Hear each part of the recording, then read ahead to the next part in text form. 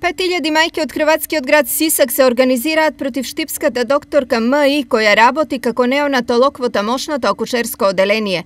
Мајките тврдат дека докторката им измислува болести на нивните деца и прави се како би им го продолжила престојот во болницата. Дополнително, за нив е неприфатливо инсистирањето на штипската докторка тие да не ги дојат своите деца. Во знак на револт, мајките собрале над 5000 потписи против докторката, а целиот случај го пријавиле и во Министерството за здравство во Хрватска. Од друга страна, лекарката тврди дека обвинувањата се неосновани и дека таа совесно си ја работи својата работа. Сите совети и анализи ги дала и побарала со добра намера, а досега не му наштетила на ниту едно дете.